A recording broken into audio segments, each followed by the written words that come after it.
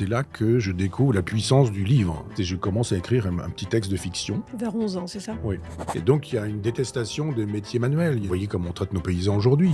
Chez mes parents, il y avait un martinet. Donc, on servait du martinet. Ma mère se servait du martinet. Et puis, dans le couloir, je me souviens très bien, elle rencontre mon prof de philo et elle lui dit « Ne m'en faites pas un philosophe ». Et il lui a répondu « Comptez sur moi ».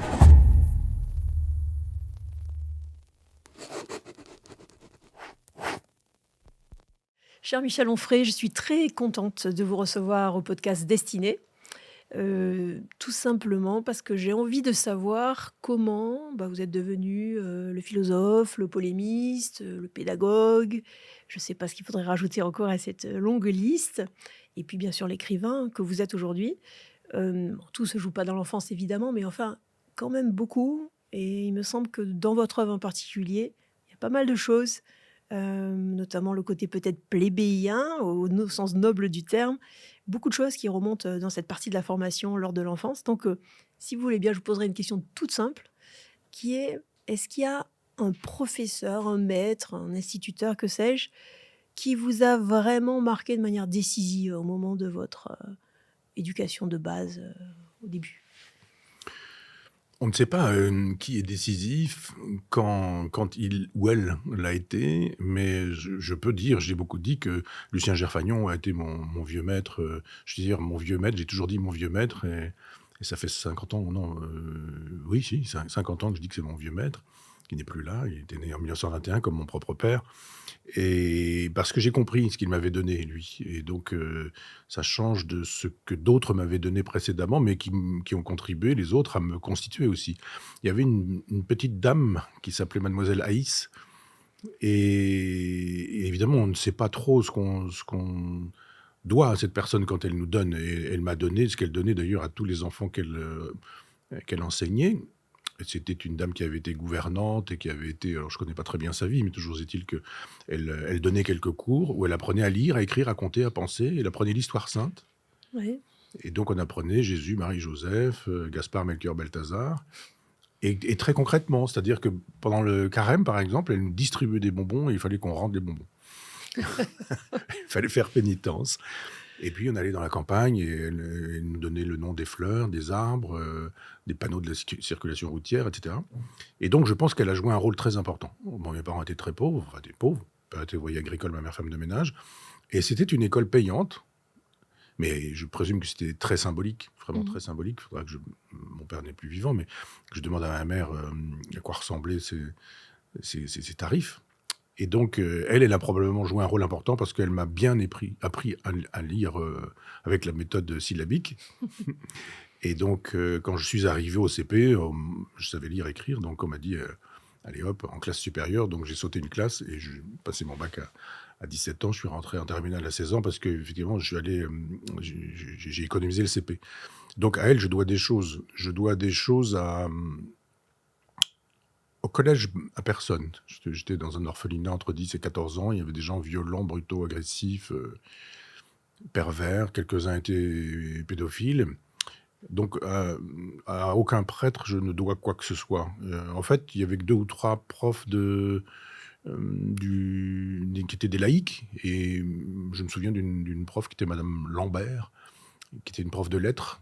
Et elle, je lui dois probablement d'avoir eu le plaisir de lire des extraits. Je me souviens de Salammbô, par exemple. J'ai découvert Flaubert à ce moment-là. Mais je ne dirais pas que je lui dois quoi que ce soit. Il était très gentil, mais on avait fait un atelier théâtre. Je jouais je ne sais plus quel rôle dans Le Voyage de Monsieur Perrichon, la biche. À l'époque, j'avais recopié la pièce à la main avec des trucs qu'on renéotait, là, parce qu'on ne faisait pas de photocopie, etc., etc. Au lycée, j'ai eu un prof, une personne importante pour moi, qui était Madame Duguay, et qui m'avait dit que enfin bon, j'avais passé un concours, c'est un peu compliqué, mais pour devenir biologiste, j'avais lu Jean Rostand quand j'étais au collège, et je voulais être biologiste, mais j'avais pas compris que ce qui m'intéressait chez Rostand, c'était pas la biologie, c'était l'humaniste, le philosophe, le penseur. Et à JL où j'étais, c'était cet orphelinat, et bien on m'avait dit, le BEPC, il aura du mal, le bac sûrement pas. Et avec ses velléités de devenir biologiste, il peut faire laborantin, ce sera très bien, ça ira comme ça. Il lavera les boîtes de pétri, les tubes à essai, et puis voilà. J'ai passé un concours que j'ai raté. Et pour entrer dans cette école, et on m'a dit, ma marraine, ma mère avait été femme de ménage chez cette dame, que je préparerais le concours d'entrée en seconde C, seconde scientifique, et j'étais pas bon du tout en maths. Et j'étais plutôt bien en français, ça se passait bien avec les langues et le français. Et cette madame Duguay m'a dit: «Mais qu'est-ce que vous faites dans cette section? Vous n'êtes pas vraiment fait pour les maths Perdition. et vous êtes un littéraire», m'a-t-elle dit. Et elle avait lu une de mes copies, qui était un commentaire de Jules Renard, Le Pan, un poème en prose, et j'avais été très ému par ça. Donc elle a joué un rôle important. Alors là, pour le coup, je me suis dit: «En voilà une qui ne me maltraite pas». Mmh. Et qui me traite bien plutôt aussi. Elle me sort du caniveau en me disant, moi j'étais un peu, je n'aimais pas qu'on mette en avant ma personne, mon nom, qu'on lise ma copie, mais enfin, ça m'a fait du bien C'est une de reconnaissance. penser des blessures, quoi. Mmh. Et puis dans le couloir, je me souviens très bien, elle rencontre mon prof de philo qui s'appelait monsieur Esneux, Pierre Esneux, et elle lui dit: «Ne m'en faites pas un philosophe». Et il lui a répondu: «Comptez sur moi». Et de fait, c'est pas lui qui a fait de moi le philosophe que je suis devenu. Mais le vrai coup de foudre, c'est Lucien Gerfagnon qui, pour Mmh. le coup, lui, avait fait un très beau livre qui s'appelait Vivre et philosopher, pas seulement, hein, mais enfin, Vivre et philosopher sous les Césars, chez Privat, et un petit éditeur toulousain, qui lui avait dit: «Ah, mais ça marche très bien, on va faire une suite, Vivre et philosopher sous l'Empire chrétien». Et ça, c'était les domaines de compétences de mon vieux maître, qui aurait pu faire un Vivre et philosopher sous le Moyen-Âge, et à qui on a dit: «Bah, allez-y, Moyen-Âge, Renaissance, 16, 17, 18, 19, 20e siècle». Et il avait distribué les volumes à ses collègues, et donc il me fait venir dans son bureau, et il n'était pas à son bureau et moi devant, il se met à côté de moi, on parle, et puis voilà. Et il me propose de faire le volume sur le Moyen-Âge. Waouh! J'avais 19 ans, 20 ans, et alors lui, oui, il a changé ma vie. C'est un acte de confiance, là, pour le Oui, coup. oui. Je l'ai pas fait parce que j'étais pas à la hauteur. Je suis en train de l'écrire, ce livre. Parce que vous avez le premier volume de cette histoire philosophique de l'Occident. En fait, le deuxième volume, ce sera ce livre que j'aurais dû lui rendre, que je traiterai avec les pères de l'Église et avec la scolastique. Et d'ailleurs, je lui rends déjà hommage dès la première page, mais lui, il m'a changé la vie, véritablement. Ça a été un enseignant. Alors les autres ont été importants Qu'est-ce parce qu'il a qu'ils vu m'ont en appris. vous? Pardon? Qu'est-ce qu'il a vu en vous? Qu'est-ce qui lui a fait, jeter son dévolu sur vous? Parce que Ça, je ne sais 19 ans, pas. Je ne c'est sais pas pas. commun. Mon goût pour le travail, je crois. Et, c'est ce qu'il m'avait dit. Il m'avait dit: «Je vous avais repéré, vous étiez attentif, travailleur, et voilà, quoi». Donc c'était pas non plus du genre, c'est pourquoi je l'ai aimé aussi et je l'aime encore, mais du genre, on s'embrasse, on se tape dans le Mmh. dos et on se tutoie, on est potes, et cetera. Ça, il y avait des profs de gauche qui jouaient ce jeu-là. Un type qui s'appelait René Fréreux, que les étudiants appelaient René, le tutoyer, et cetera. Ça n'a jamais du tout été mon genre. On a eu une longue conversation, monsieur Gerfagnon, Lucien Gerfagnon et moi. Il se fait que sa femme me détestait et qu'elle a détruit la correspondance que nous avions. Moi, j'ai gardé les lettres qu'il m'a envoyées, mais elle a brûlé tout ce que je lui avais envoyé. Puis elle m'a fâché avec lui, enfin disons elle m'a éloigné de lui un certain temps. Et d'ailleurs, un jour, mon éditeur me dit: «Ah, votre vieux maître est en train de mourir et vit ses derniers jours à l'hôpital». Et j'ai commandé une brassée de roses en disant: «Faites de telle sorte que ça ne tienne pas dans les bras». Et donc, j'ai fait envoyer ce bouquet de roses, et sa femme a demandé à ce que ça aille à la poubelle, donc il n'a jamais vu les roses. Mais lui a joué un rôle vraiment très important. Il était très catholique, pratiquant, aimant son prochain et pardonnant les offenses. Les offenses, d'ailleurs, je ne sais pas trop comment j'ai pu l'offenser, peut-être en écrivant le traité de la théologie. Je crois que c'est ça là. C'est pas mal comme offense, faut dire. Bah, c'est une occasion pour les chrétiens de mesurer la grandeur de leur christianisme. S'ils Tout ne à savent fait. pas pardonner, c'est qu'il leur reste encore beaucoup de travail à faire. Et s'ils savent Et pas puis il me donne résister, raison c'est parce que que c'est fragile. oui, puis il me donne raison parce que je dis que cet idéal christique là, il est inatteignable, donc il est générateur de frustration. Aimer son prochain, ça va bien. Si son prochain c'est son ennemi, ça devient plus difficile. Ah bah, c'est là que ça devient amusant. Ben oui. Alors, pour pas me laisser trop embarquer par vous, ce qui est une chose difficile en soi, je vais vous proposer de tirer, admettons, Ouais. 3 cartes. Mhm. Je me Ben, transforme on va en faire au plus proche, là. cartomancienne Oui, oui. Voilà, 1, 2, 3. et alors allez-y. Alors, destinée, Quelle est votre destinée? la bêtise, Eureka et le souvenir. Alors, commencez par celle que vous voulez. La bêtise. La bêtise. Ça, il y a Elle est beaucoup de difficile. citations chez les philosophes sur la bêtise. Oui, mais justement, bah, Ça moi, j'aime beaucoup, par exemple, Bouvard et Pécuchet. Je trouve Ouais. que c'est le grand livre de Flaubert. Ils sont extraordinairement touchants. Je trouve que c'est très injuste la manière dont C'est on les très traite. exactement ce que j'allais vous dire. Je C'est trouve très injuste. Ils oui, passent leur vie avec une obstination, à essayer de oui, s'élever. Ils oui, font leurs expériences. Ils sont touchants au possible. oui. Et, euh, et on est sans pitié pour eux. J'ai jamais compris. Et ben moi, de l'affection pour pas pour la bêtise, mais pour les gens bêtes. Je trouve que on appelle d'ailleurs souvent bêtise ce qui n'est pas de notre façon de penser. On trouve que c'est bête de penser ceci ou Mm. bête de penser cela, que les gens de droite pensent que c'est bête d'être de gauche et vice-versa. Les gens qui croient pensent que c'est bête, etc., Mais etc. ça vous est arrivé de faire une réelle bêtise, une bêtise monumentale, vous? Oh oui, j'en fais beaucoup avec ma façon de faire confiance de manière un peu naïve. C'est-à-dire un grand écart chez moi entre la connaissance théorique du cœur des hommes, fameuse phrase de Pascal, le cœur de l'homme est creux et plein d'ordures, ça j'en Mhm. suis intimement convaincu, et puis le fait que j'accorde facilement ma confiance et je fais des bêtises en donnant très vite beaucoup, voire tout. Et c'est une bêtise crasse de ne pas être capable de dire je sais ce que sont les hommes, ce dont ils sont capables, et en même temps je fais comme si je ne savais pas. Ça, c'est un signe de bêtise, je crois. Mais c'est peut-être aussi l'occasion de ne pas être misanthrope. Ça permet de déléguer aussi, parce que sinon on ne déléguerait rien à personne. Ah non, je délègue pas non plus, c'est pas ça le problème, Vous c'est que déléguez non, pas je non fais plus. confiance. Non, non, je dis, c'est pas du genre, je fais pas le truc du genre, ça c'est à moi, mais je te demande de le faire et puis voilà. Mm. Non, non, par exemple, à Front Populaire, on a une équipe formidable de garçons, Maxime Le Nagar qui est le rédacteur en chef, par exemple, je veux pas dire qu'il fait ce qu'il veut, mais parce qu'il il fait ce qu'on veut. Il a Mm. saisi l'esprit de la boutique, de la maison, de Front Populaire, et je regarde pas le détail. Mm. Alors après, pour d'autres qui peuvent s'occuper des finances, je Mm. regarde pas le détail et j'ai tort. Je me fais escroquer. Alors, deuxième question. Qu'est-ce que vous avez tiré d'autre? Alors ça, c'était la bêtise. Le souvenir. Alors là, je vais un peu vous guider. Euh, Quel serait votre pire souvenir d'école, au sens large? Quelque chose de vraiment humiliant, quelque chose qui vous éduque à l'envers, si j'ose Mhm. dire.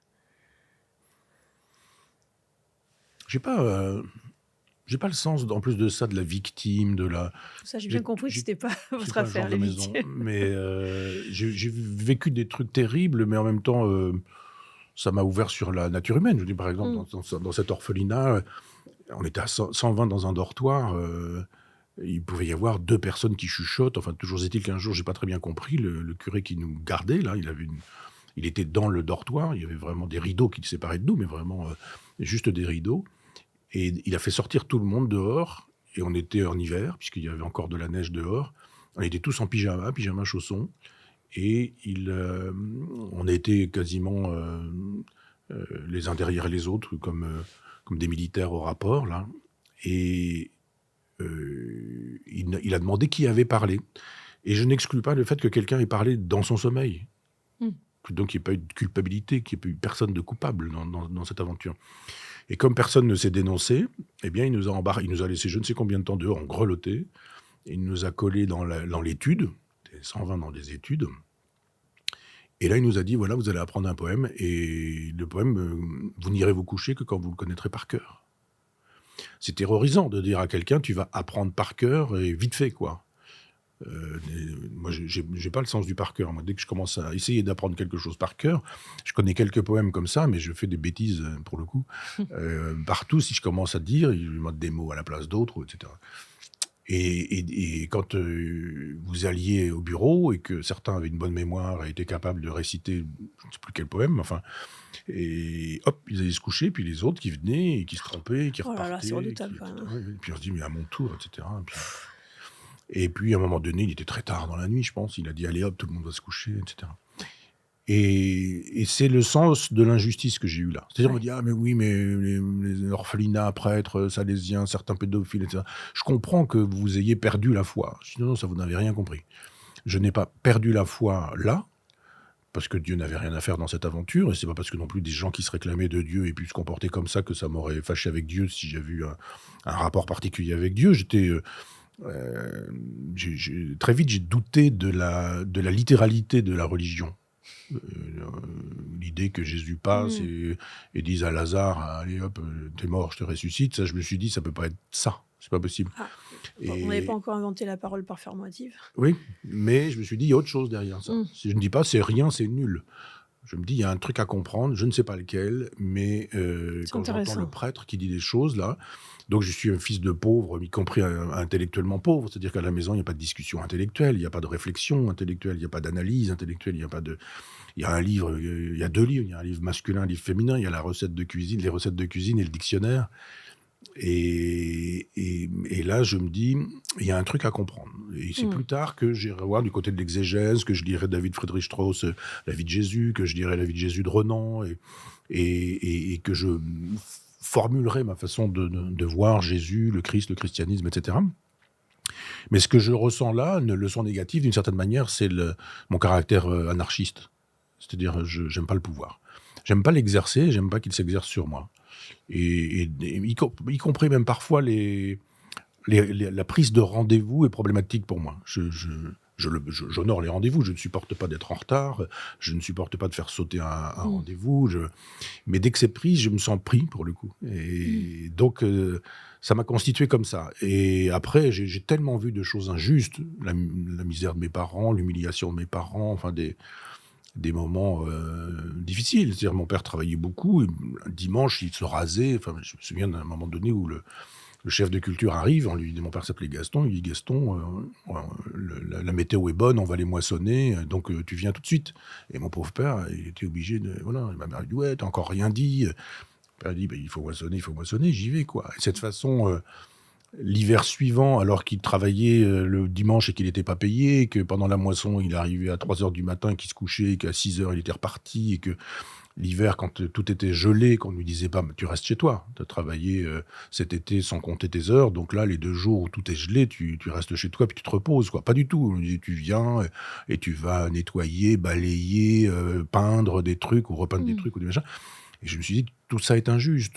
Ou quand ma mère, s'entend dire par sa patronne que ça fait un petit moment qu'elle met des pièces un peu partout, sous les lits, qu'elle Ah. cache des pièces et que finalement, ma mère est une voleuse et que ma mère s'en va, prendre un vase qui est sur le manteau de la cheminée et dit: «Les voilà vos pièces» et qu'elle dit à sa patronne: «Maintenant je m'en vais».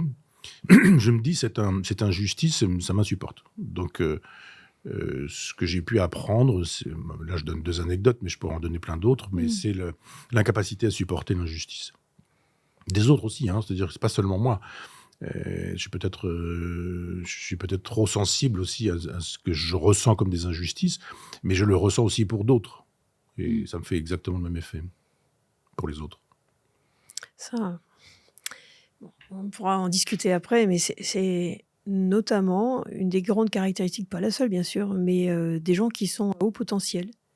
Ils ont une manière de ne pas supporter l'injustice. C'est-à-dire que c'est physiquement insoutenable. Voilà. Alors la petite dernière question, si vous voulez.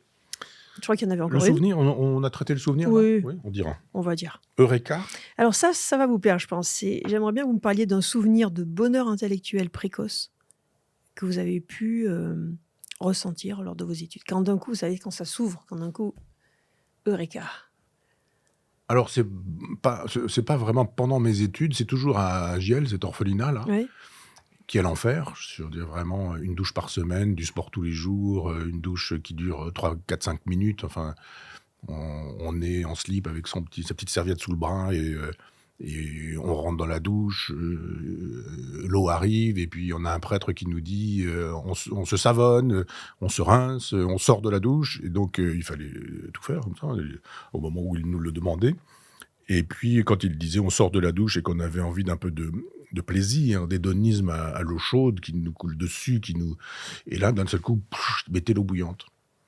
Et donc on sort de la douche évidemment vite fait. Il y a même quelqu'un qui un jour avait déféqué dans la douche. C'est dire l'état d'esprit de celui qui pensait même que, pour des besoins élémentaires, on était probablement, destiné à les faire au moment où on nous demandait de les faire. Enfin j'ai toujours ça en tête encore Et c'était des coups, et c'était des coups de pied, des gens qui traversaient le réfectoire à coups de godillot avec les traces de sang laissées sur le sol. D'où venait cette méchanceté, d'après vous?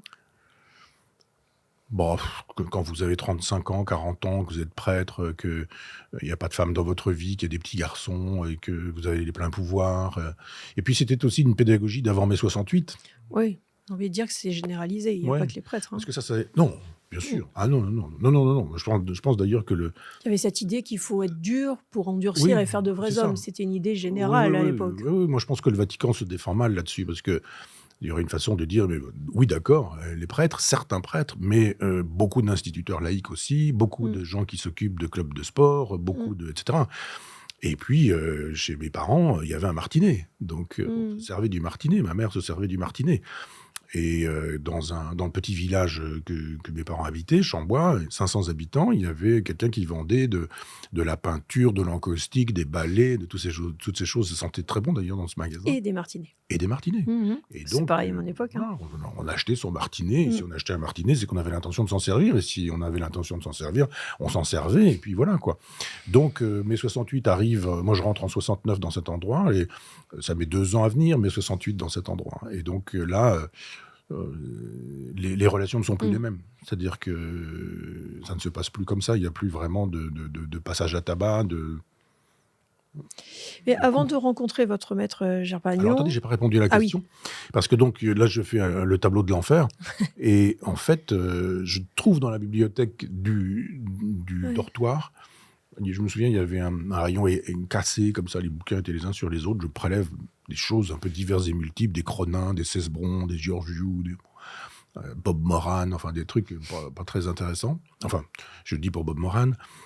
Et Le vieil homme et la mer.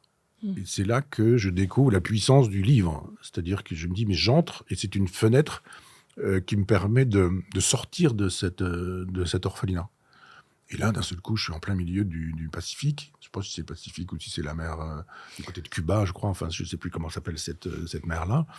Et donc, ça sent le poisson, ça sent les embruns, ça sent le... Et je ferme, et d'un seul coup, ça sent mauvais. Et voilà. Et la formidable puissance du livre, là, j'ai une dizaine d'années. Au point d'ailleurs que je commande un petit carnet aux fournitures, comme on dit, pour écrire un texte, et je commence à écrire un petit texte de fiction. Vers 11 ans, c'est ça? Oui, Mmh. 10, 11. En fait, j'avais mis les dates. J'ai retrouvé ça l'autre fois. Quand je commence et quand je termine ce truc. Et donc, je commence à 10 ans, je finis à 11 ans. Donc, l'année de 6e. Donc c'est ça la vraie rencontre pour moi. C'est pas plus tard. Plus tard, il y aura avec Gerfagnon la découverte de Lucrèce, de la nature des Mmh. choses, c'est-à-dire une philosophie alternative au christianisme. Mmh. J'avais été éduqué à faire le bien, ne pas faire le mal. Et je me dis, mais bon, s'il n'y a pas Dieu pour accrocher ça, qu'est-ce qui justifie qu'on fasse le bien plutôt que le mal, après tout? Mmh. Quand Sartre dit qu'il y a des prospérités au vice et des malheurs à la vertu, il n'a pas tort. Maintenant, si vous croyez en Dieu, ben, vous serez sauvés. Et puis voilà. Mmh. Bon. Et là, et je découvre un peu, naïf un peu, qu'il y a une pensée pré-chrétienne, et que cette pensée pré-chrétienne, elle a aussi une éthique, une morale, et qu'on peut faire le bien pour d'autres raisons. Alors là, pour le coup, c'est plus Hemingway qui me montre la puissance du livre, c'est Lucrèce qui me montre la puissance des philosophies alternatives, des pensées alternatives, et qui me montre la possibilité d'une éthique sans Dieu. Commencez par quoi? Le De Natura Rerum, Mmh. Mmh. Mmh. D'accord. Oui, il nous fait un cours, Gerfagnon, sur ça, et ça me change la vie.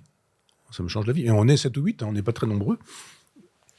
Et ça n'a pas produit le même effet sur tout le monde. C'est ça qui est sidérant. Ouais. Parce qu'on devrait se dire, bah, après tout, il y a 7 personnes, et il embarque 7 personnes. Non, moi, il m'a embarqué de manière particulière. Et c'est après qu'il me fait cette proposition d'écrire le volume sur le Moyen-Âge. Il faisait aussi le Moyen-Âge, puisque une année, on a eu un cours sur saint Thomas, et qu'il a fait un cours sur les preuves de l'existence de Dieu chez Thomas d'Aquin. Et là, je me suis dit, la semaine prochaine, je sors du cours. Je rentre dans le cours athée, et j'en sors croyant. Ça me paraît évident. Si ça Mmh. prouve, ça prouve. Or, ça prouve rien. Et dès que la preuve est annoncée, on a tout de suite dans le cerveau les contre-preuves qui arrivent, en disant, oui, mais non, ça marche pas. Le premier moteur immobile, la cause incausée, enfin, etc. Il y aurait plus tellement d'espace pour la liberté si les preuves étaient absolument convaincantes. Oui, je connais l'histoire. Mais c'est quand même bizarre, ce Dieu qui crée un homme libre, libre de le nier. Ce serait tellement facile Non, de c'est créer pas un homme bizarre. un Dieu qui permettrait de convaincre de sa vérité. Pourquoi est-ce qu'il faudrait que ce soit difficile? Pourquoi est-ce qu'il faudrait que ce soit compliqué? Pourquoi est-ce qu'il C'est faudrait qu'il y ait des c'est tout enfants le qui... mystère de la liberté. Ouais, c'est ça. Mais moi, j'y crois pas. Ben, moi, je le vis, je trouve Mhm. ça pas mal. Alors, on va reprendre notre. Je finirai par vous convertir certainement, mais ça va prendre un peu plus de temps qu'un simple podcast. Parce que Dieu, on peut toujours dire que c'est un concept, sauf que moi, je l'ai rencontré. Donc, bon, j'ai pas rencontré tous les Mais concepts. ça se rencontre, un concept. Oui, oui, alors, je les ai pas trop rencontrés, les autres, mais Je vais essayer de vous convertir.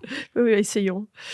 Euh, Moi, je me disais quand même, en regardant un petit peu ce que vous aviez écrit, etc., je me disais, bon, cet homme-là, est-ce que c'est pas, même il est docteur, très bien en philosophie, mais est-ce que c'est pas un autodidacte avec toute la beauté que je mets derrière le terme? Parce que pour moi, il y a rien de plus beau, c'est mon côté anard, que se faire par une boulimie de livres, par la vie, par les sens, par les rencontres, par l'expérience.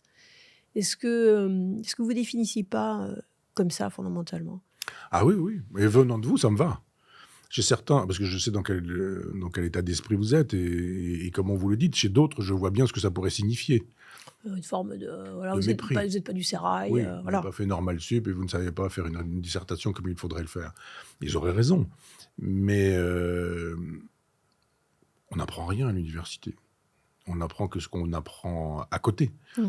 J'avais un prof qui s'appelait Bernard Zicher, qui Mmh. était marxiste-léniniste, maoïste, qui nous faisait des cours incroyables pour nous expliquer que les gens qui se faisaient psychanalyser étaient des névrosés. Il a rencontré Lacan l'été, il est rentré, il nous faisait un cours lacanien pour nous expliquer que tous les militants étaient des névrosés, etc. Et nous avions eu un cours sur le banquet de Platon, et en fait, il nous avait invité à lire le discours d'Aristophane dans le banquet de Platon. Mmh. Enfin, page de Pléiade, même pas, peut-être 10 C'est un peu pages de ça. léger. Top, pas plus. Moi, j'ai lu l'œuvre complète de Platon cette année-là, entre autres. Et donc, ce que j'ai appris, je l'ai pas appris avec ce monsieur, par exemple. J'ai appris parce que je faisais une pile de Kant, une pile de Platon, et puis sur ma gauche, et puis je le faisais chronologiquement, je les classais en disant, voilà, je découvrais l'œuvre à partir des œuvres de jeunesse jusqu'aux posthumes, jusqu'aux œuvres posthumes, et puis je faisais des notes, des fiches, elles sont toujours dans mon bureau. Et là, j'ai lu beaucoup de philosophes en œuvre complète.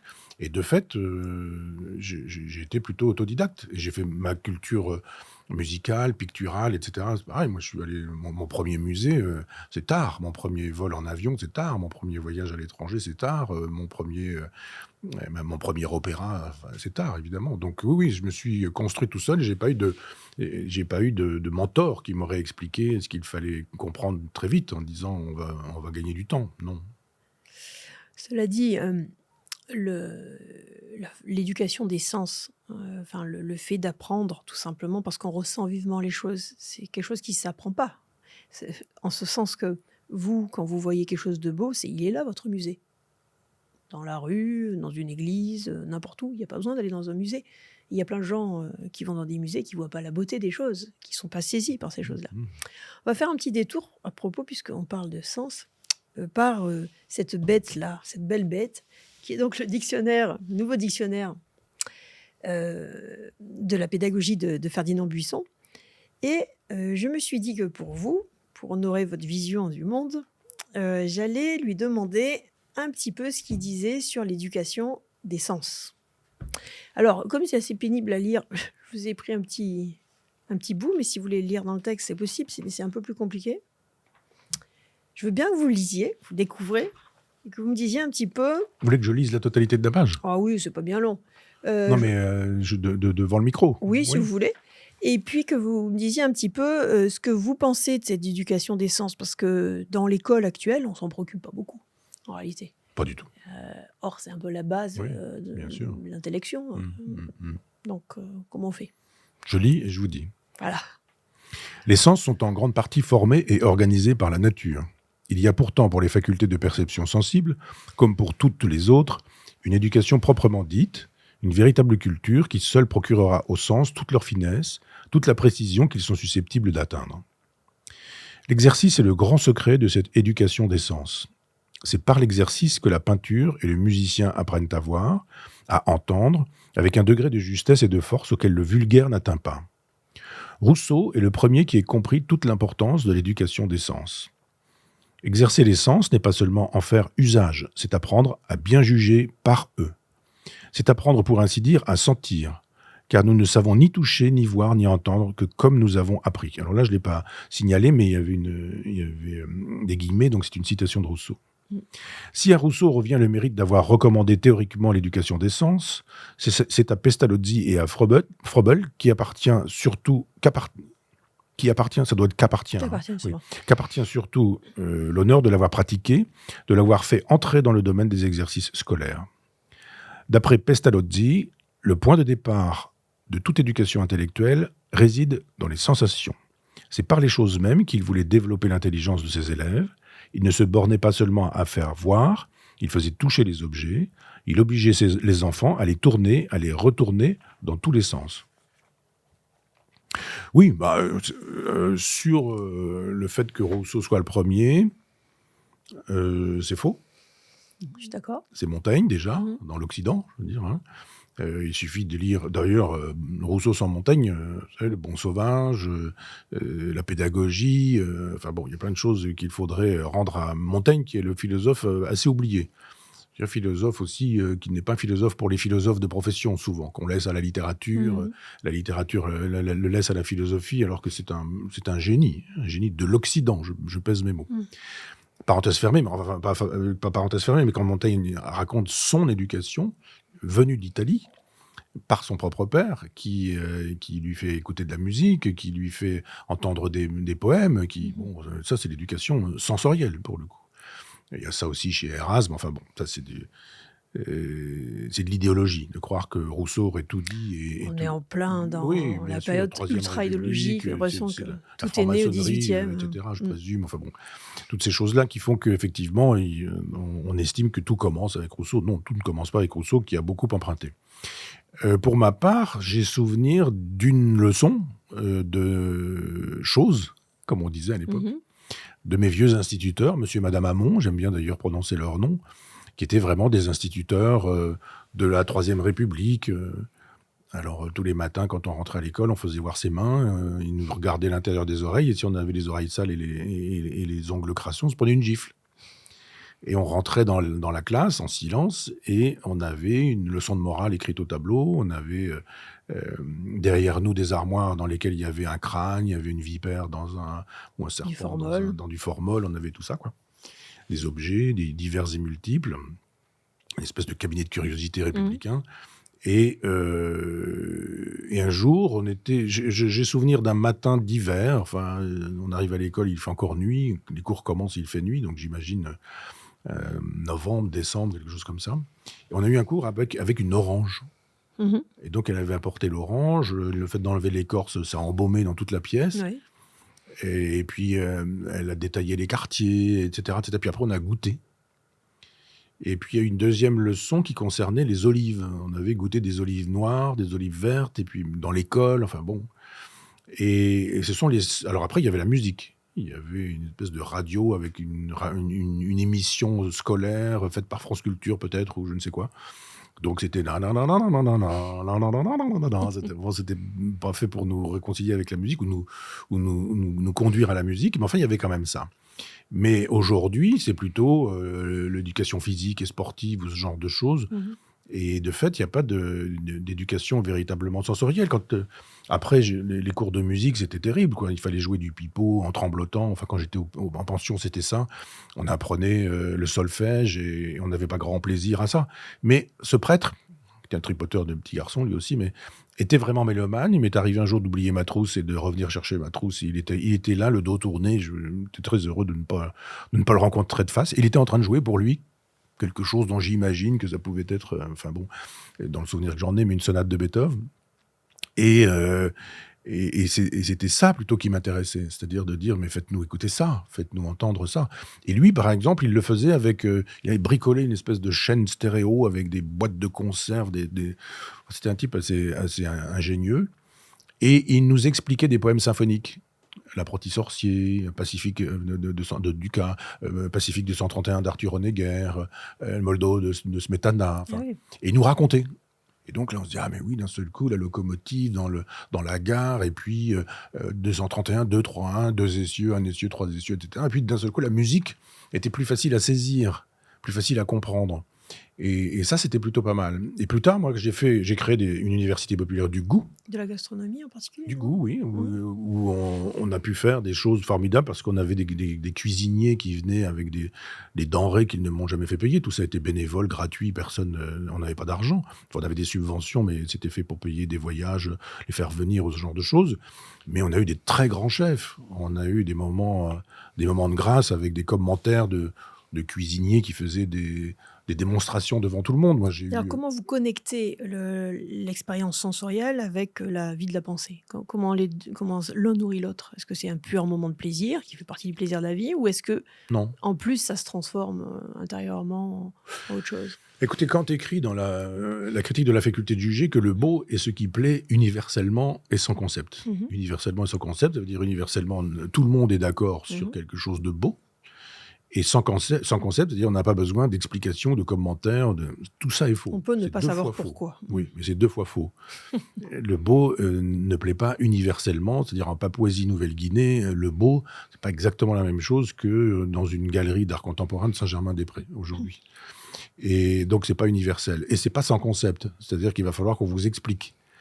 Je suis pas bien sûr que si vous offrez un billet d'avion à quelqu'un qui est dans une forêt, amazonienne en lui disant: «On vous offre, la tétralogie de Wagner» et il sera très très content de passer 4 jours à Bayreuth pour voir, la tétralogie, des opéras notamment dont certains durent jusqu'à 5 heures. Et là, il dira, universellement et sans concept, je pense que le papou ne donnera pas raison à Kant. Je crois très exactement au contraire que le beau est ce qui plaît localement avec concept et qu'il faut expliquer. Parce que moi, j'ai dû, faire ce travail. On en a parlé, vous et moi, il y a quelques minutes. Mais, l'opéra, si personne ne vous aide, vous n'y entrez pas facilement. Qui plus est, s'il s'agit d'un opéra Alors oui et non, l'opéra, c'est peut-être un anti-exemple parce que, on raconte de plus en plus des itinéraires de jeunes qui étaient, dealers de drogue. Il y en a un qui est assez connu là-dedans, qui est devenu, ensuite, chanteur d'opéra. L'opéra, c'est un langage qui peut saisir des gens qui sont pas du tout initiés à ce concept-là. J'aurais beaucoup moins ça, je sais pas, de musique de chambre ou voilà, mais l'opéra, c'était quelque chose d'assez étrange. mais encore faut-il que vous sachiez qu'il existe l'opéra, Bah, vous pouvez être confronté, par hasard, comme dans le film, par hasard. Soprano, où vous livrez des pizzas, hein, ou du sushi. Oui, peut-être. Mais moi, je suis très bourdieusien, vous savez, La distinction est un grand livre pour moi sur la question du jugement de goût. C'est Mmh. l'anti-Kant, justement. Et il faut rencontrer ça. Mmh. Vous ne pouvez pas être un grand pianiste si vous ne savez pas que le piano existe, ou si vous n'avez pas eu de leçon de piano, ou si vous n'avez pas eu de cours de solfège. Non, c'est sûr. Mais Moi, je parfois, voulais jouer d'un instrument, j'ai pas pu. Mais il y a eu 2 rencontres ratées, mais peut-être que j'aurais été musicien et pas philosophe et concertiste dans le rang, hein, je veux dire, pas plus que mmh. ça. Mais ma mère qui était femme de ménage m'avait obtenu des cours de clarinette de la part du père de gens chez qui elle travaillait. Il se fait que ce type était sale comme un peigne et il y avait des ordures, il avait un peu le syndrome de Diogène sur sa table et il avait des dents pourries, il lui en restait juste une sur le devant, elle était noire, ouais, etc. Il a commencé à fixer l'anche de sa clarinette, et puis genre, il a joué, je me souviens encore du bruit de ses doigts sur les clés, et il a bavé sur l'anche comme ça, mais il a joué un genre clair de lune, puis il m'a donné il m'a donné la clarinette en me disant: «À toi». Et je ne me souviens plus que d'un truc, j'étais debout sur les pédales de mon vélo, foncé à rentrer chez moi, c'est le premier ratage. Et deuxième ratage, dans cet orphelinat, il y avait un monsieur qui s'appelait Naturel et qui était organiste. Et je voulais apprendre à jouer de l'orgue. Et je m'en étais ouvert auprès de ce monsieur qui me dit: «Ah bah oui, pas de problème, rendez-vous tel jour, telle date», et cetera. Il a loupé le rendez-vous. Et donc c'était dans la pension, hein. Et moi, j'avais un petit papier qui m'autorisait de quitter l'étude pour aller voir monsieur Naturel, pour et cetera, et cetera. Quand je suis arrivé à la porte, j'ai frappé, ça n'a pas répondu, il était pas là. Et je suis pas rentré tout de suite en études. Je me suis trimballé, j'ai fait un tour dans les greniers de l'école et puis on m'a chopé. Donc là, évidemment, Mmh. on m'a dit: «On a compris tes Stratégie. manœuvres», et après j'ai dit: «Bon, bah, j'aimerais bien retourner le voir quand même quand ce sera». «Non, non, non, non, ça suffira comme ça». Il n'y a jamais eu de cours de alors je sais pas, il m'a oublié, il avait peut-être de bonnes raisons, mais là encore, imaginez qu'il me reçoive, imaginez que ça m'emballe, imaginez que je Et votre vie aurait été différente? pardon? Vous Ah serez oui, peut-être sûrement, devenu organiste? j'ai eu un rapport à la musique qui a été, viscéral pendant très longtemps. Remarquez, vous avez un point en commun avec les organismes, c'est qu'ils sont généralement très bouffe-curés.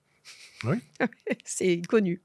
C'est le cas de Gerfagnon, qui a été prêtre 10 ans et qui était organiste. Quand j'allais le voir parfois à Taverny, chez lui, un jour, il me dit venez, mon cher Onfray, je vais vous embarquer, vous faire écouter quelque chose. Il avait joué une toccata de Widor Ah oui. dans l'église. Pas très religieux, donc... Non, mais ça va. Ça peut. Widor, oui, moi j'aime beaucoup, mais c'est vrai c'est que magnifique. ouais, c'est un peu mégalo, c'est bien. Alors, Mais oui, alors, donc, j'adore la musique romantique. j'ai remarqué une chose quand même, c'est que vous avez posé un acte assez fort à un moment donné. Vous avez démissionné de l'Éducation nationale, vous étiez professeur Mmh. en 2002, je Mmh. crois. Mmh. Et alors, à l'époque, vous aviez prononcé une phrase définitive sur la raison pour laquelle vous démissionnez. C'est-à-dire La police d'éducation nationale. Ah oui. Comment vous voyez l'éducation nationale? C'est une machine à formater? C'est quoi exactement, de votre point de vue de philosophe, avec votre expérience de fondateur d'université populaire? Moi, je vous aime beaucoup depuis très longtemps parce que quand j'ai découvert que vous défendiez l'école libre, Mmh. je me suis dit, elle est formidable cette femme. J'ai passé l'âge maintenant de faire une école comme ça, mais j'en aurais eu beaucoup envie. Je me suis dit, c'est ça qu'il faut faire. Et C'est-à-dire, ben voilà ce qu'on va faire. j'ai plus l'âge à ça, mais vraiment, ça m'intéressait. Mmh. Et j'ai été 20 ans prof dans l'enseignement privé, en n'étant pas croyant. Et on m'y a toléré, accepté, on m'a jamais posé de problème. Et je pense que quelqu'un dans l'enseignement laïque aujourd'hui doit avoir des problèmes s'il a certains engagements politiques ou religieux trop Mmh. marqués. Et donc, je me disais, mais il faut effectivement desserrer le carcan. Tout est mensonger. Un exemple, j'ai été plusieurs fois inspecté, évidemment, parce qu'on est inspecté une fois pour être titulaire, puis après l'inspecteur repasse, etc. Bon, première fois que j'ai été inspecté, je crois que je n'avais pas écrit. Si, j'ai dû écrire deux ou trois livres, mais enfin bon, ça n'a pas fait trop de bruit. Et la deuxième fois, l'inspecteur me fait faire cours. Et je fais un cours, et pour aller vite, faire court, je voulais traiter de la question du libre arbitre. Et il y a une belle lettre de Spinoza à Schuller, Mmh. où il prend l'exemple de quelqu'un qui lance une pierre. Il dit, Oui. on lance une pierre, la pierre elle monte, elle ralentit, puis la pierre, et puis elle finit par tomber. Et il dit, donnez-lui la conscience et la parole. La pierre vous dira qu'elle a choisi de monter, qu'elle a choisi de ralentir, puis qu'elle a choisi de tomber, etc. Et il dit, les hommes se croient libres parce qu'ils ignorent les causes qui les déterminent. Mmh. Et je fais cours, élève de terminale technologique, hein. Et je fais cours à mes élèves sur cette image, sur ce texte de Spinoza. Et l'inspecteur est tout à fait au fond. Donc moi, je vois mes élèves, je vois l'inspecteur, mais mes élèves disent, il y a un inspecteur derrière nous, quoi. Et il me dit, bien, très bien, votre cours, j'ai rien à vous dire, c'est vraiment... Mais est-ce que vous me permettez de poser quelques questions à vos élèves? Bien sûr. Et là, il commence à dire, mais pourquoi est-ce que la pierre tombe? Ouais, je vois les regards de mes élèves qui se disent, mais quelle question débile. On lance une pierre, elle retombe, quoi. D'où ça sort, ce truc? Mmh. Alors, il y en a un qui se dit, si on répond pas, Onfray, il va décoller ou je sais pas quoi. Enfin, ils se disent, c'est la police, quoi. Donc, la main, oui, mais parce qu'elle est lourde. Oui, d'accord, elle est lourde, mais enfin bon, et on sent l'inspecteur un peu qui se dit, bon, ils sont quand même pas très doués, quoi. Puis il dit, mais elle tombe pourquoi? Parce qu'elle est lourde, mais... Et il veut leur faire formuler la loi de la chute des corps. Mmh. Et là, évidemment, c'est assez difficile. Donc, il finit par dire, mais parce qu'il y a une loi qui est la loi de la chute des corps. Et il dit, quelle est la formule physique, quelle est la formule mathématique de la loi de la chute des corps? Et là, je me dis, s'il me demande, je ne sais pas. Je ne sais pas. Et donc, le cours a lieu, et puis il va voir la directrice. Moi, je vais voir mes collègues, enfin, en attendant, puis je dois le voir après la pause. Et là, je dis à ma collègue de maths, je dis, écoute, c'est quoi la formulation mathématique de la loi de la chute des corps? Elle me dit, ah, mais je sais pas. Bon. Et j'en ai un autre qui dit, oh, bah, ça doit être égal à un demi de GT2, je ne sais quoi. Et donc, l'inspecteur dit, bon, enfin, tout de même, la loi de la chute des corps, E égale, et il y en a un qui répond MC2. Mais non, pas du tout. C'est là qu'il doit dire un demi de GT2 ou quelque chose dans ce goût-là. Et donc, il me dit, ils sont quand même un peu faibles, vos élèves, quand même. Et c'est là que je lui ai dit, écoutez, j'ai fait un faux cours avec vous. J'ai fait un faux cours. On fait jamais un cours comme ça. Ah bon, vous faites comment? Alors là, je lui explique ma méthode.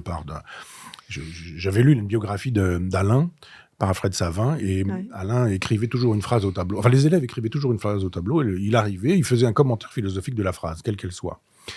Et donc, et notamment, le jour où l'inspecteur est venu, c'était les prostituées ont-elles des droits? Pas mal. Et j'avais trouvé ça formidable comme méthode, et je faisais ça avec mes élèves. Simplement, ils étaient même pas capables, les pauvres, de formuler une question, de problématiser. Les gens aujourd'hui, la problématique, ils confondent le problème et la problématique. Mmh. Il y a des problèmes, mais il y a pas de problématique, sauf Mmh. là, il y a des problématiques. Mais et donc, je me suis dit, je vais faire ça avec mes élèves. Ils savaient pas le faire. Donc moi, je leur posais les questions. J'ai dit: «Question du jour, question de la semaine», ou et cetera, et puis il y avait un truc genre: «Ouais, vous avez vu monsieur, Lady Di, elle est morte». C'était la question La question. de la semaine.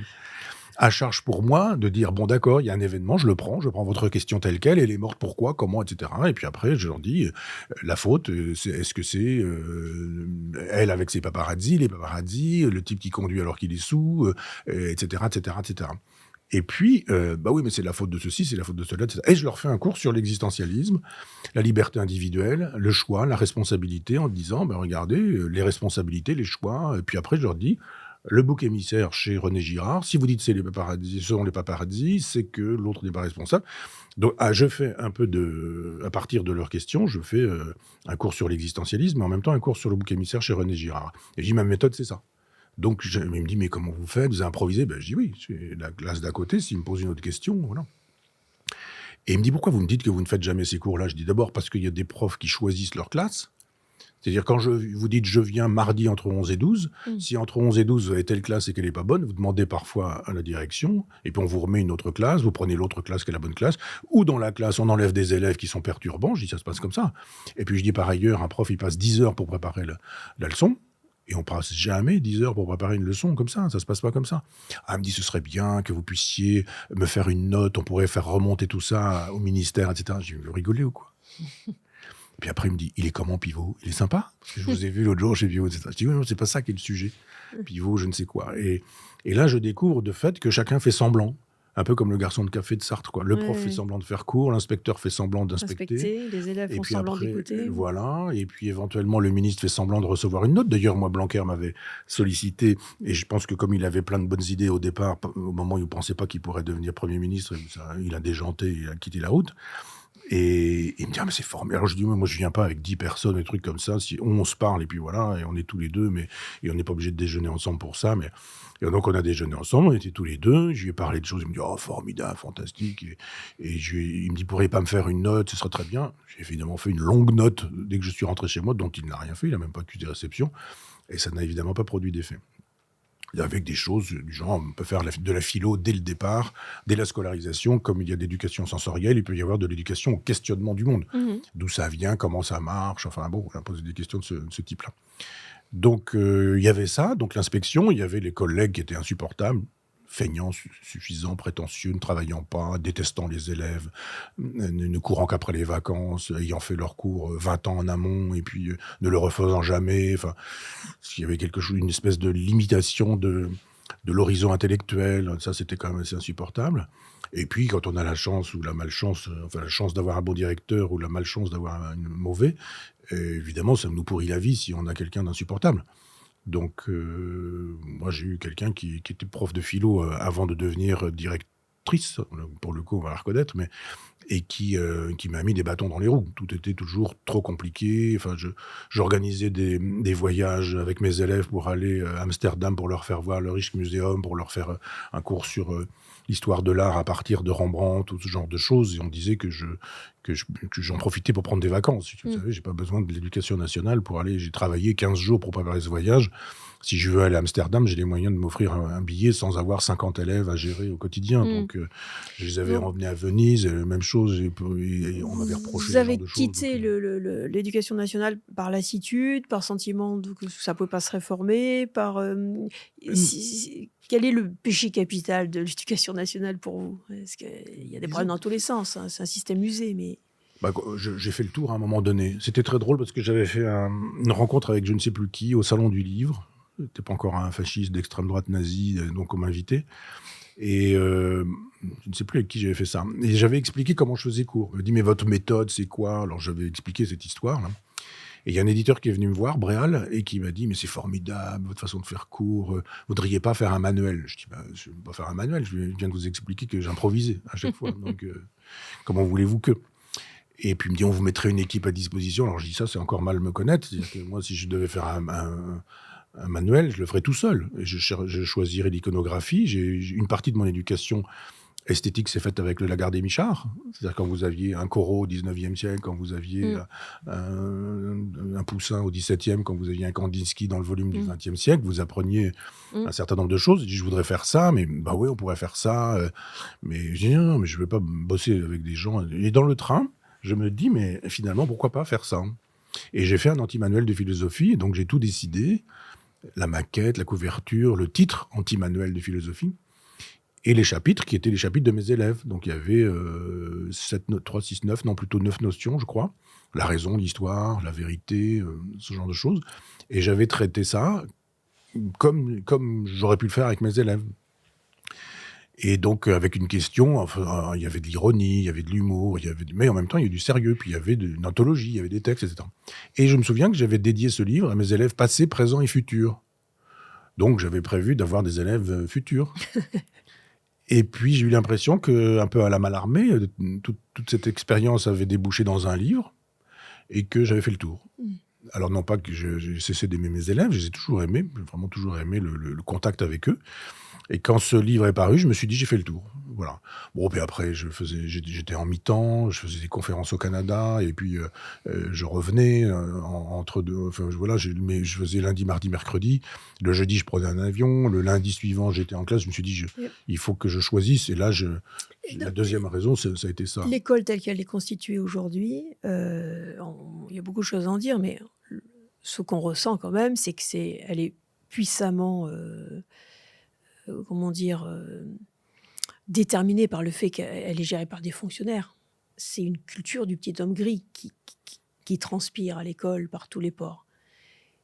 Si on veut renouer avec une espèce de formation à la liberté, à des esprits dansants, une sorte de jubilation de vie et de sens de la vie dans tout ce qu'il y a de créatif et d'imprévisible, on voit pas très bien comment on peut arriver à faire quelque chose avec une institution aussi lourde, aussi pesante, aussi formelle et formateuse. Je ne sais pas très bien comment on peut sortir de ça. Enfin, moi, j'ai un vrai problème avec l'institution scolaire centralisée. Je pense qu'on partage tous les deux d'avoir une approche plutôt un peu girondine des choses. Mmh. S'il y a bien une structure jacobine en Mmh. France, c'est l'éducation nationale. Mmh. Comment on pourrait faire pour redonner Alors on dit oui, il faut ouvrir l'école au monde, mais tout ça, ça ne veut rien dire. Non. Par contre, comment on fait pour faire en sorte que ça ne fasse pas des petits hommes gris? Ça, c'est un vrai sujet quand même. Enfin, vous avez un chef d'État en France, dans la France jacobine, vous avez un chef d'État, vous avez un Premier ministre, vous avez un ministre de l'Éducation nationale et vous avez une commission des programmes. Mhm, Et la commission des programmes, Luc Ferry en a fait partie un temps, je pense même qu'il l'a présidé, mhm, c'est un organisme éminemment idéologique, mhm, puisque c'est vous qui dites oui, non, d'accord, pas d'accord, mhm. ce livre, pas ce livre, ce philosophe, pas ce philosophe, Mhm. pense à la philo. Puis il y a des angles en plus maintenant. Bien Hein. sûr. C'est Puis très très après, précis. Hein. comme on est dans le thématique, alors là, pour le coup, la chronologie, c'est la chronologie. Si Mm. vous dites le XVIe siècle, bah, vous faites avec les guerres de religion, point à la ligne. Et là, pas du tout. C'est plus du tout comme ça que ça se passe. La chronologie, c'est fasciste, donc voilà. Les problématiques sont très précises, elles sont Voilà. imposées. Absolument. Et donc, c'est l'idéologie. Donc, ce serait très facile de dire, eh ben, à l'école, on apprend à lire, à écrire, à compter, à penser, et puis on n'apprend pas à vider ses poubelles, à accueillir autrui, à changer de sexe dès que... C'est vrai que vous êtes fasciste maintenant que vous le dites. Oui, oui, oui. Mais oui, moi, j'ai des petits-enfants. Enfin, je veux dire, mon épouse avait des enfants. J'ai pas eu d'enfants, moi, personnellement, mais elle avait des enfants, et ses enfants sont devenus les miens, et les petits-enfants sont devenus mes petits-enfants. Mais je vois comment ça commence très vite et très tôt, ce qu'on leur met dans le chou, quoi. Puisqu'on accepte. Ce qu'on accepte, c'est-à-dire que quand vous avez fait le CP et que vous dites, ben, au bout d'une année d'écriture, on écrit comme ça. Et le graphisme, je veux dire. Hein. Mm. Et vous dites, mais ça n'aurait pas été toléré de mon temps, Mm. où on avait les pleins, les délits, etc. Et s'il y avait un petit truc qui n'allait pas, on arrachait la page et on recommençait, etc. On dit, là, on se satisfait de ça. Mm. On pourrait ne pas avoir besoin de radicalement métamorphoser ou changer l'éducation nationale. Il suffirait que quelques instituteurs se disent « mais moi, je ne tolérerais pas ça ». Moi, j'ai un ami d'enfance dont la mère a été mon institutrice et qui a 94 ans aujourd'hui. Et elle me dit « moi, dans toute ma carrière, il y a une personne à qui je n'ai pas pu apprendre à lire et à écrire, et c'était une personne qui avait des problèmes psychologiques, d'ordre psychologique ». Elle me dit, mais sinon, tout le monde. Et puis tout le monde écrivait correctement. J'ai acheté, il y a quelques années, sur un marché, c'était pas tant un marché qu'une brocante, des gens qui vidaient la maison de leur mère, Ouais. probablement, ou de leur grand-mère. C'était une institutrice. Et il y avait dans des cartons des cahiers extraordinaires où on voyait ce qu'elle avait enseigné. Parce qu'au cahier du jour, elle disait aujourd'hui, leçon de mathématiques, leçon de géométrie, leçon de sciences naturelles, leçon. Et elle dessinait. Ouais. Mais on s'est dit, mais c'était incroyable le contenu, ce qui était transmis, ce qui était donné aux enfants à découvrir dans une seule journée, quoi. Quand on regarde aujourd'hui ce qui se passe, on se dit, mais non, on enseigne l'inculture, on enseigne. Et une complaisance pour la médiocrité, Oui, il qui faut est très flatter les claire. enfants. Mmh. Il faut leur dire, mais amène ta musique, que nous écoutions ta musique, et puis on va tous partager ta propre musique. Mais c'est pas comme Mais ça alors, que. on va essayer peut-être maintenant de passer à une étape un peu différente pour essayer de voir quelle serait votre école idéale. Alors, peut-être qu'en quelques mots plus théoriques, vous pouvez indiquer. Si vous étiez enfant aujourd'hui, imaginez que vous soyez plus agile, que vous puissiez être formé, peut-être sans école d'ailleurs, j'en sais rien, hein, être formé, qu'est-ce que vous aimeriez? Vous aimeriez être formé comment? Avec vraiment une carte blanche absolue, hein. Alors pas avec école, pas sans école. Ouais. Parce que ça, c'est la reproduction sociale. Si vous dites matin, midi et soir, on est avec ses parents et qu'ils nous apprennent tout, c'est-à-dire qu'ils nous instruisent aussi et qu'ils nous apprennent à lire, à écrire, à compter, à penser, Mmh. à prier, à aimer ceci plutôt que cela. Non, il faut que les enfants rencontrent d'autres enfants. Mmh. Il faut qu'il y ait Une altérité, quoi. oui, oui, oui, oui. Et puis après, c'est pourquoi j'aimais beaucoup et j'aime toujours d'ailleurs votre travail, c'est que moi je suis contre contre le mélange en disant: «On met tout le monde, les doués, les pas doués, les bons, les pas bons, les et cetera, et cetera». Moi je sais en quoi j'étais bon, en quoi j'étais pas bon. Et donc j'aurais bien aimé que là où je n'étais pas bon, j'ai une éducation particulière, adaptée, en disant: «Tu es pas bon en maths, donc évidemment tu as pas le niveau dans cette classe, donc on va faire de telle sorte que tu puisses l'avoir». Pendant que l'autre qui lui avait éventuellement, plus que le niveau, on en aurait fait aussi quelque chose. Mmh. C'est-à-dire on aurait dit: «Bon bah toi», alors j'aime pas le mot surdoué aujourd'hui, mais enfin, sur un terrain, qui est par exemple les mathématiques, bah, éventuellement tu as un autre groupe de niveau qui fait que Mmh. voilà. Donc on ne soit pas arraisonné à une classe forcément, mais juste dire: «Il est en avance», j'aime pas non plus le mot, mais enfin je veux Mmh. dire, sur une discipline, donc bah, il saute une classe Ouais. ou un niveau, et puis il est en retard sur une, donc il va peut-être mettre un peu plus de temps, et cetera. Donc une Quelque chose d'éminemment personnalisation. adapté et Mmh. personnalisé. Ça, c'est je pense que sinon on sacrifie tout le monde. On sacrifie les pas bons qui sont encore plus pas bons, et on sacrifie les très bons qui, eux, vont finir par cesser d'être très bons parce qu'on s'en occupe pas. Donc j'aimerais des enseignements adaptés. J'aimerais des enseignements, concrets, pas seulement, des enseignements qui consisteraient à dire qu'il faut aimer son prochain parce qu'il est son prochain et qu'il faut accueillir le migrant parce que c'est ainsi que nous nous enrichissons. Tout ça, ça relève des parents. Si les parents le veulent, pourquoi pas? Ou de dire, on m'a appris ça récemment, que dans une école primaire de campagne, il y a une association LGBT qui est arrivée en disant, voilà, on parle, on est gentil, etc. Bon, maintenant, les garçons à droite, les filles à gauche. Tous les garçons à droite, toutes les filles à gauche. Et il dit: «Ah bon, vous êtes sûr que les garçons, vous êtes tous des garçons, les filles, vous êtes toutes des filles, et vous êtes sûr qu'il n'y a pas des garçons qui aimeraient aller chez les filles, des filles qui aimeraient aller chez les garçons?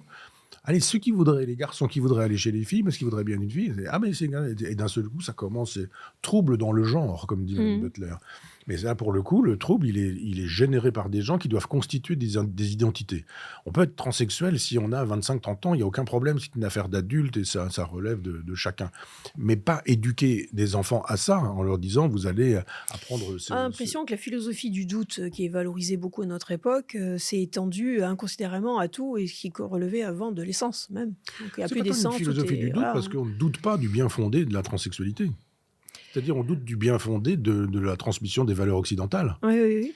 Et on doute, par exemple, comme après mai 68, de la valeur de l'apprentissage, de la patience, de l'effort.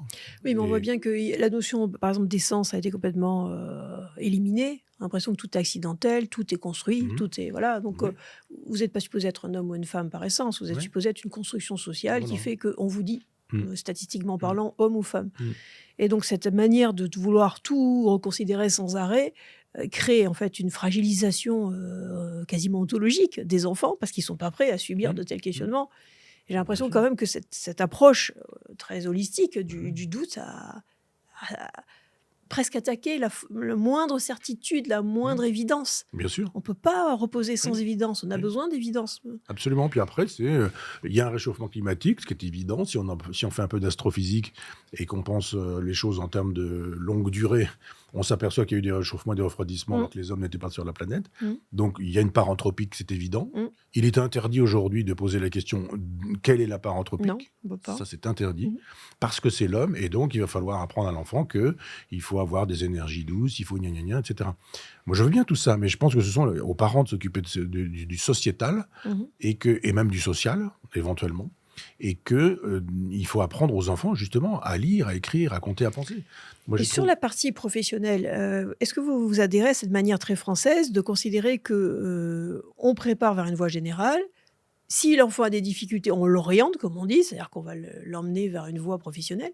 Est-ce que vous considérez que c'est normal comme vision des choses ou est-ce qu'on pourrait voir les choses différemment? Parce que c'est Ouais, c'est c'est quand même d'abord, tous ces gens qui nous font l'éloge de Rousseau oublient que Rousseau n'a pas du tout célébré les métiers intellectuels. Mmh. Il est charpentier, il est Mmh. menuisier, son Émile.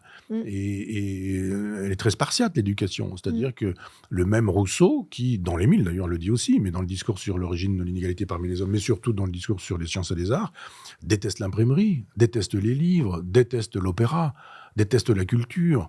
On a cette tradition-là. Donc évidemment, là aujourd'hui, on est dans une hyper cérébralisation et tous ces gens qui nous font le coup de la pédagogie progressiste, ils n'accepteraient pas beaucoup. Si vous êtes journaliste sur le service public et que vous habitez à Saint-Germain-des-Prés, que vous avez un grand fiston qui dit « moi je voudrais faire un CAP de charcutier », Mmh. je ne suis pas très sûr que les parents disent « oui, oui, formidable, très bien, vas-y mon Mmh. fils ». Ça ne va pas se passer comme ça. Donc il y a une détestation des métiers manuels, une détestation des métiers comme plombier, comme etc., etc. Et puis même chose, si vous faites médecine, vous n'êtes tout de même pas de généraliste, il faut quand même que vous soyez spécialiste et plutôt dans un organe noble. Mmh. Vous n'allez pas de proctologue, vous allez plutôt vous occuper de neurologie. Et donc il y a une détestation des métiers manuels, il y a une détestation de... vous voyez comment on traite nos paysans aujourd'hui, Mmh. l'espèce de Ça, méprise vous qu'il y a. pensez que on peut enfin, on peut inverser ce problème ou pas? Par exemple, si on enseignait la nature, Mmh. c'est-à-dire que c'est pas facile si vous êtes en banlieue parisienne d'enseigner la nature, mais je veux dire que moi j'ai voulu être instituteur un temps et je me souviens que j'avais lu Célestin Freinet et l'idée de fabriquer un jardin potager, Mmh. si on faisait ça dans toutes les écoles rurales, ce serait formidable. Il y a eu une époque où moi mon père il m'a appris les étoiles, les constellations, la lumière du soleil, la lumière des étoiles parties il y a des milliards d'années, et son arrivée alors qu'elles étaient mortes, etc., etc. Vous savez, de la cosmogonie, de la cosmologie. Mmh. Donc, si vous apprenez la nature aux enfants avec la patience du potager, Mmh. vous apprenez la patience du potager en disant pop, pop, pop, ça prendra le temps que ça prendra, c'est pas Mmh. toi qui décideras. Ça poussera quand ça devra pousser, ça poussera quand il y aura l'eau, la lumière, le soleil, C'est etc. la fameuse formule, on peut pas tirer sur une plante pour la faire pousser plus vite. Ben voilà. Mmh. Et ça, ce sont des leçons que vous gardez à vie. Il y a des gamins qui n'ont jamais vu une voie lactée. Ils ont passé leur vie dans des endroits bétonnés, cimentés, avec de l'éclairage public la nuit. Ils n'ont jamais vu les étoiles, ils ne voient rien du tout. Et il faut bien reconnaître que cette petite chose-là aggrave largement la Ah bah oui, situation bien sûr. puisque, on est presque étranger au milieu physique dans Oui. lequel on est. J'ai vu un reportage un jour sidérant de gamins à qui... il y avait un reportage parce que je ne sais plus quel, un niel quelconque avait permis que Internet arrive dans un village. Mmh. Et le reportage, c'était 4 ou 5 gamins qui étaient assis sur le perron d'une église, sur le parvis, pardon, et derrière eux, il y avait des chapiteaux romans. Ils tournaient le dos aux chapiteaux romans et ils étaient tous les 3 ou 4 en train d'utiliser Internet et ils étaient déjà séparés, les gamins. Mmh. Alors, je disais, en gros, tournez le dos à la culture, Oui, en même temps, il y a la beauté. ignorez votre propre voisin et soyez tout entier dans votre univers virtuel. Donc, mon école idéale, il y a 0 écran. Il y a 0 écran. Et il n'y a évidemment pas de téléphone, mais il n'y a pas d'ordinateur, il y a des bibliothèques, il y a des livres, et puis il y a de quoi écouter de la musique, de la vraie musique, pas de dire écoutez Orelsan en classe, mais de dire vous allez effectivement être initié à une musique que vous n'auriez peut-être pas écoutée autrement, puis on va pas vous obliger à jouer à la clairefontaine sur une flûte parce que vous n'allez pas aimer Mozart avec ce genre de méthode, et puis multiplier les occasions de goûter, de faire fonctionner les sens. Moi, j'aimais beaucoup jadis une émission à France Musique qui était Comment l'entendez-vous ? Non, c'était autre chose. C'était la tribune des critiques de disques. Oui. Et c'était une œuvre jouée par, si c'était par exemple une œuvre de piano, Successivement, différents voilà, vous aviez interprètes. 5 ou 6 pianistes et on ne savait pas qui c'était. Et vous aviez les commentaires, ah oui, machin, ça ressemble à ceci, ça c'est ceci, c'est je sais pas quoi, c'est Richter, c'est Barenboim, c'est qui l'on voudra. Et puis des fois les gens disaient, ah bah oui, mais enfin, non, non, c'est surtout pas Michelangeli. Puis en fait c'était Michelangeli quand même, etc. Mais on avait la possibilité de dire, ah, sur une même œuvre, Mmh. des interprétations, donc d'affiner de fabriquer son éducation auditive. Même chose avec l'olfaction. Il y a des petits trucs assez rigolos qui s'offrent à Noël. Vous savez, ce sont des petits flacons de parfum qui Mmh. permettent de dire, pour apprendre à goûter les vins, que vous allez retrouver ce qui fait un Bordeaux, un Bourgogne, un vin blanc. Donc, l'espèce d'odeur de Mmh. buis ou de pipi de chat qu'on trouve dans les blancs, l'espèce de Mmh. ventre de lièvre ou de cuir de Russie pour Mmh. les Bourgognes, ce genre de choses. Si on fait ça avec des enfants, si on faisait ça, je trouverais ça très bien. Mais on peut même le faire parce que je vois bien les ligues anti-alcooliques, etc. Mais avec de l'eau. Vous avez 4 ou 5 eaux minérales et puis vous laissez alors bulle sans bulle et puis vous les servez à température ou fraîche ou froide, et puis vous goûtez, vous dites: «Bah, alors vas-y, vois la différence». Et là, d'un seul coup, l'enfant est obligé de penser ce qui advient. Et on n'a pas besoin forcément, si on peut pas, d'avoir un potager ou forcément de retrouver les enfants à 9h en hiver pour aller voir la Voie lactée. Parce que 9h, qu'est-ce que vous allez faire? Vous êtes instituteur, à cette heure-ci, ne seriez pas un peu pédophile? Et puis, si jamais il tombe dans un trou, vous vous rendez Ouais, compte, il n'y a pas d'assureur, aucun assureur ne... D'accord, on fait rien, voilà, on arrête. ouais. D'accord. Bah, pour finir, on va finir par quelques phrases, que vous allez être invité à compléter librement, heu pour essayer de définir encore cette école idéale à partir de votre propre expérience. Ce que j'aurais aimé qu'un professeur voie en moi, quand j'étais enfant, c'est... J'ai déjà un peu répondu, c'est ce qu'a vu Lucien Gerfagnon, c'est-à-dire que des potentialités puissent devenir un jour des réalités. C'est croire en vous, quoi. Oui. Oui, oui, je crois un bon enseignant, c'est ça. C'est quelqu'un qui apprend à quelque élève que ce soit à croire en lui. Alors, pas trop ni trop peu. C'est la juste Mmh. estime de soi. Pas je suis rien du tout, je suis nul, etc. Mmh. Ni non plus je suis le cador, je suis le roi du monde. Mmh. Trouver les chemins et la voie de la bonne estime de soi. Ouais, ce serait juste. Si je pouvais changer une seule règle du système scolaire, juste une, je supprimerais beaucoup de choses, hein. C'est-à-dire que Supprimer l'école.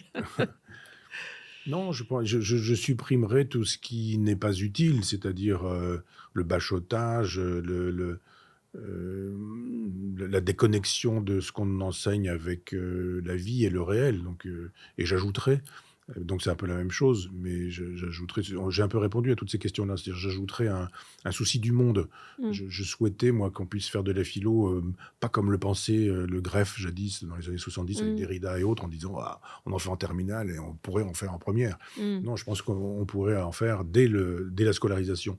Simplement, évidemment, un enfant du CP, on ne dirait pas, nous allons aujourd'hui aborder la question de Heidegger enfin Platon tel que le pense Heidegger. Mmh. Mais j'ai un petit-fils qui a 7 ans et une petite fille qui en a 5. Et l'autre jour, ils sont dans une école privée et ils ont des cours de catéchisme. Et le grand garçon, il dit: «Mais enfin, quand t'es mort, tu peux pas ressusciter. Si t'es mort, tu ressuscites pas». Et la petite, elle disait: «Mais enfin, chacun a le droit de croire ce qu'il veut». Et donc je me disais, il y Il a y a tous les chez ces éléments. enfants de quoi faire de la philosophie, Ouais. en disant: «Augustin, vas-y, raconte, pourquoi ça n'est pas possible?» Et Clémence, dis-nous, toi, pourquoi tu penses que, et cetera.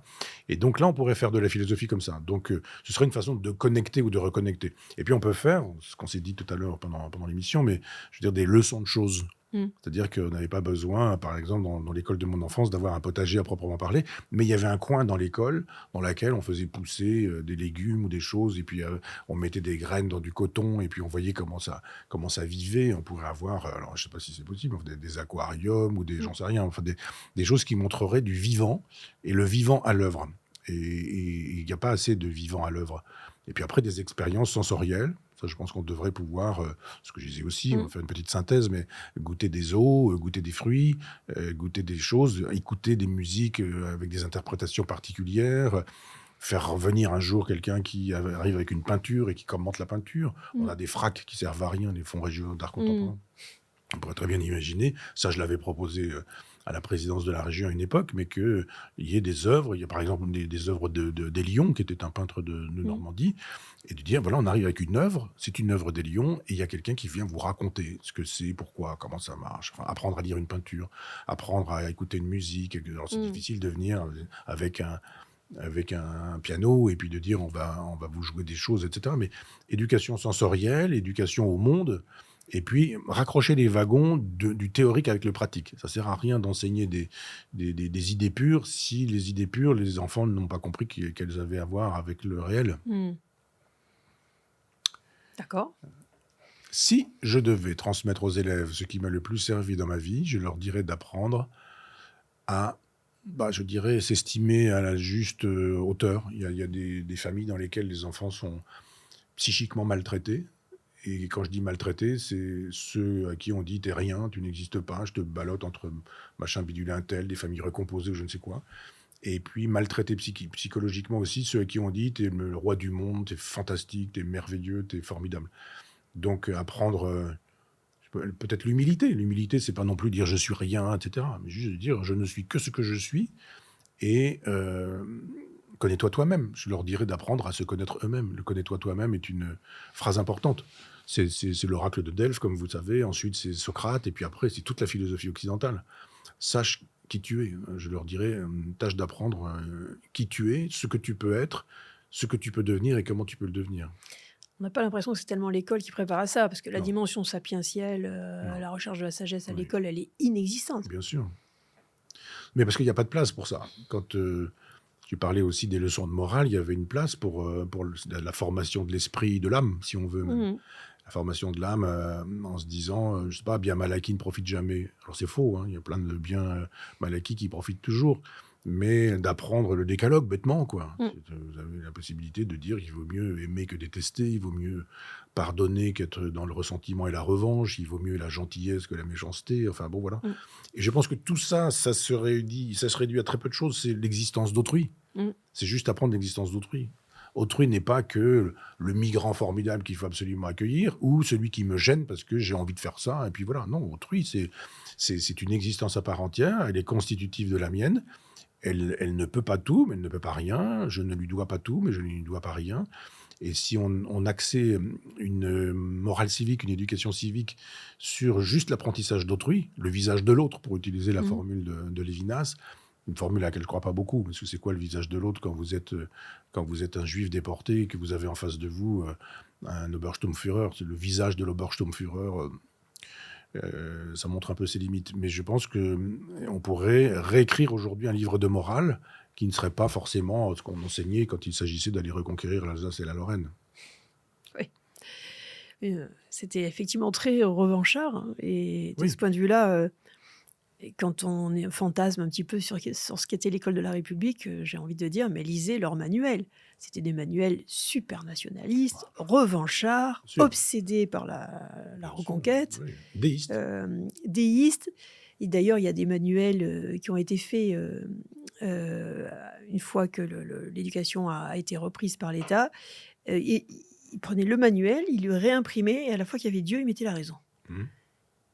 Mais moi, j'ai quelques manuels comme ça que j'ai achetés dans les brocantes, et que j'aime beaucoup, et ça se termine, ça progresse, hein. C'est un peu comme les principes de la philosophie du droit de Mmh. Hegel.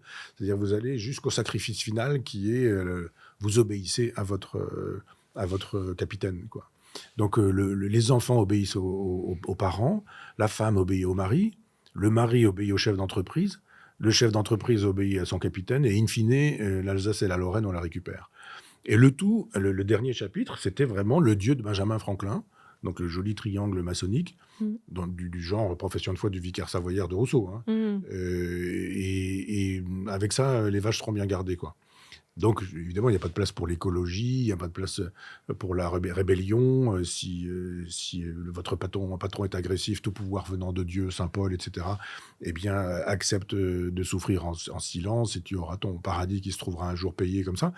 Moi, je rêve d'un manuel de morale qui ne serait pas moralisateur, mais qui serait juste une règle du jeu qui nous permettrait de dire, ben voilà, il va falloir vivre avec autrui, son voisin, son semblable, Et on n'est pas tenu de mobiliser les tranchées un jour, l'usine dans laquelle il faut se taire l'autre jour, et puis l'obéissance des femmes qui doivent faire des enfants. On peut passer à autre chose. Ah, plutôt que faire des enfants.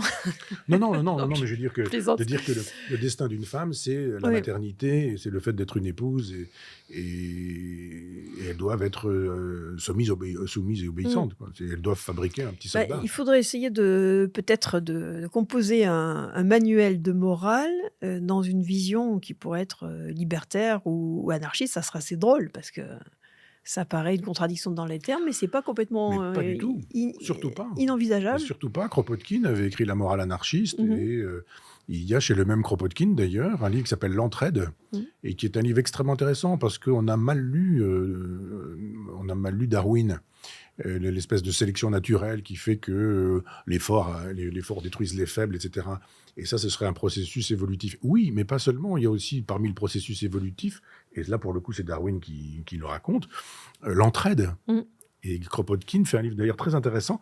Intellectuellement, pas. Il y a une idée, c'est tout. Mais Mmh. il y a beaucoup d'exemples sur des fourmis, des abeilles, enfin les animaux sociaux.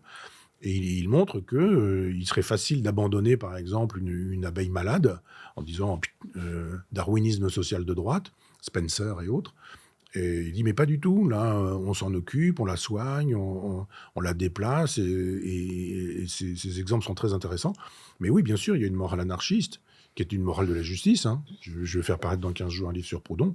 Il n'y a pas plus moralisateur et éthique, avec son obsession pour la justice, que Proudhon.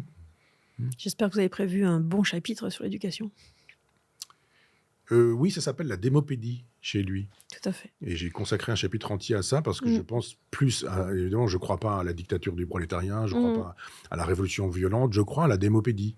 Il D'où faut équiper le peuple les- pour l'aider à être bah, libre. voilà, Voilà. les universités populaires Mmh. et de Caen et l'université populaire du Goût, c'était fait pour ça. Mmh.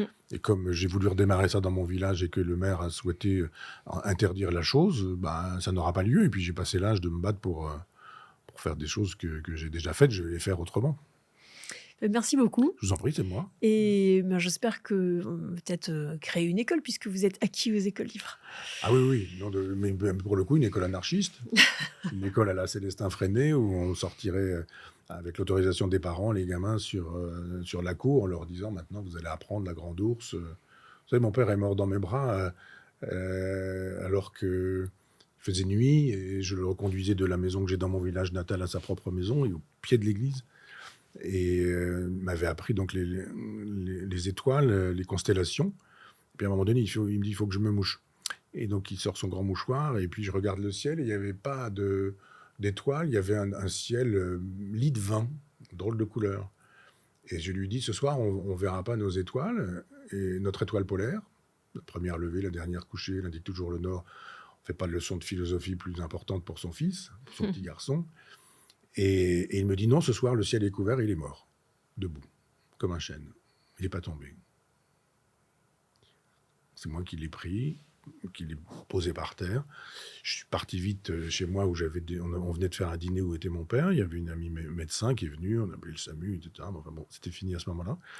Mais pour vous, d'ailleurs, c'était soir de l'Avent. Voilà. Donc, une école dans laquelle on ferait ce que mon père m'a fait, c'est-à-dire me transmettre, Regardez le ciel. apprendre à lever la tête et à regarder le ciel. Cosmos en grec, ça veut dire l'ordre. On n'a Mmh. pas besoin de Dieu pour savoir qu'il y a un ordre. Vous voulez toujours avoir le mot de la fin. Il en faut un. Mmh. Je vous le laisse. Non, je vous le laisse provisoirement. Merci Michel C'est moi qui Onfray. vous remercie.